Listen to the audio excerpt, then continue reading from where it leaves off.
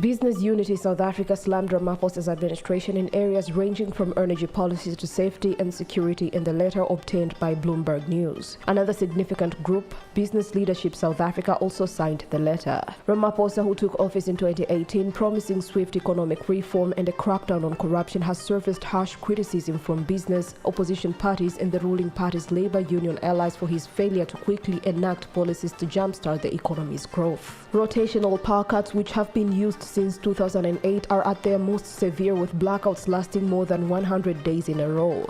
Ramaphosa, aged 70, who was elected to a second term as president of the ANC, must replace his transport minister, who is taking on an executive role in the party, as well as fill in the vacant position of public service and administration minister. He is also expected to replace his deputy president, who resigned after being removed from the ANC's marching role and is being urged to shake up ministries in charge of energy, freight, rail and port services. Many investors simply do not believe our plans, according to Business Unity South Africa's letter. To change this perception, we will need to see consistent delivery, according to the organization. Ramaphosa's spokesperson Vincent Mangwenya declined to comment. Business Unity South Africa identified 6 ministries that it believes require special attention and outlined the group's corners about them as follows. The Ministry of Mineral Resources and Energy has been in charge of slow progress in energy procurement and reform, and the mining industry is in serious decline, according to the ministry. It cited current Minister Gwede Mantashe and his support for the coal industry, saying the official should not be a flag waver for any particular energy technology. Minerals and energy should be overseen by separate ministers, according to the report. The new transport minister will need to act quickly to address logistics crisis that has resulted in coal shipments to South Africa's main export port falling to a 30-year low. The Minister of Trade, Industry and Competition must see business as a critical partner, not as an adversary, according to the Business Unity South Africa. The Minister of Public Enterprises, who is in charge of the struggling national electricity and transportation utilities, must keep political interference to a minimum. Business Unity South Africa warned against an ANC resolution to delegate oversight of utilities to the Energy and Transport Ministries, citing a conflict of interest. Business Unity South Africa praised the Ministry of Finance for its effective delivery, but warned that the government must avoid undermining the central bank's independence and enacting what it calls unaffordable welfare policies. It also stated that the ministry needs to be more innovative, referring to its failures to tap into the sources of finance such as green bonds. According to the business organization, the police ministry needs to be strengthened in order to better combat organized crime. Ramaphosa was also urged to reduce cabinet size by merging ministries such as sports and tourism, and to avoid forward-thinking, energetic and effective ministers. A government assessment of Ramaphosa's pledges in a last year's State of the Nation address released on Saturday revealed that targets for adding significant amounts of new power generation were missed, and promised tenders for gas-fired power and battery storage were not held. The state power utility Eskom advised for a new chief executive officer on Sunday after current CEO Andre de Ruyter announced in December that he would step down at the end of March. With applications due by February 27th, the company could be without a permanent CEO by April.